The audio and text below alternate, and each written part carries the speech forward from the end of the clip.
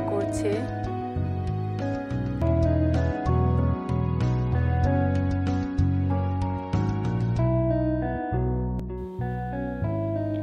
আমি মাংস করার জন্য আদা, পেঁয়াজ, রসুন, জিরা এটা আমার ছোট্ট পাটায় বেটে নিচ্ছি। আপনারা ব্লেন্ডারেও করে নিতে পারেন। পাটায় বেটে নিলে মাংসটা রান্না করতে বা যে কোনো তরকারি রান্না করতে অনেক সুস্বাদু হয়। তো আমার ছোট ছেলে আর আমার বোনের মেয়ে ওরা পড়াশোনা করছে।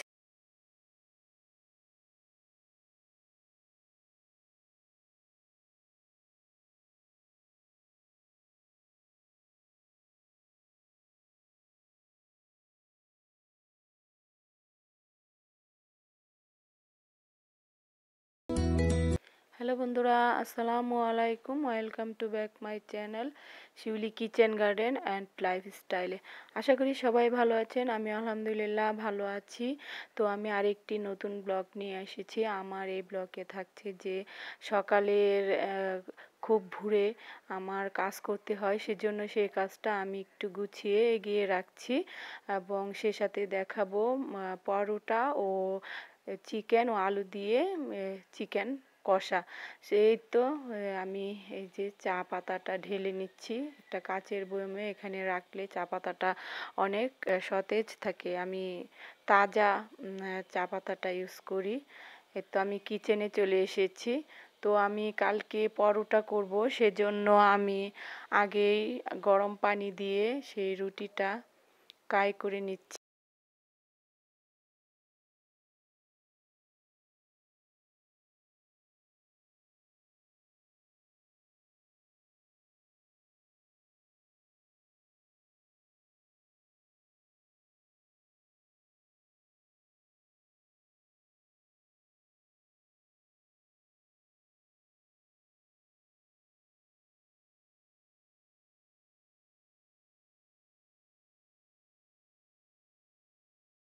এই তো আমার আটাটা মাখা হয়ে গেছে, এটা আমি ঢেকে রেখে দিব।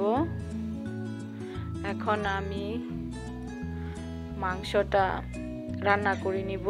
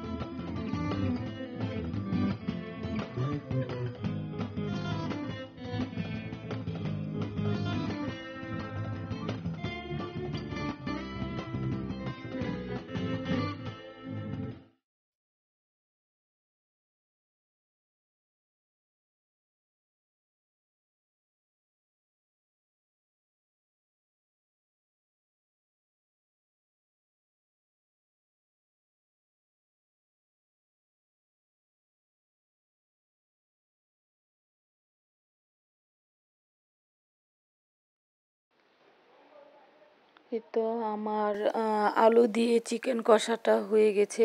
আর আটাটা যে আমি মেখে রেখেছিলাম সেটা আমি ফ্রিজে নর্মালি এভাবে রেখে দিচ্ছি। তা আমি সকালে পরোটা তৈরি করব। তো এই তো আমার ছেলেদের জন্য আমি দুধ গরম করছি। আসলেও দুধ একটি আদর্শ খাবার। প্রতিটি ছেলে মেয়েরই উচিত যে প্রতিদিন ঘুমানোর আগে 1 গ্লাস করে দুধ খাওয়ার জন্য। দুধ খেলে অনেক উপকার হয়। দুধ একটি আদর্শ খাবার। এখানে খাদ্যের যে 6টি উপাদান আছে তা একমাত্র এই দুধেই রয়েছে। সেজন্য অবশ্যই আমাদের বাচ্চাদের 1 গ্লাস করে প্রতিদিন নিয়মিত দুধ খাওয়া উচিত। তো এই তো আমি গরম দুধ ঢেলে দিলাম আমার 2 ছেলের জন্য। এই যে আমার চিকেন কষাটা হয়ে গেছে। আর এই যে দুধ। তো ওরা রাতে প্রতিদিন এভাবেই দুধ খায়। দুধ খেয়ে তো ওরা দুধ খাচ্ছে, দুধ খেয়ে ঘুমাতে যায়।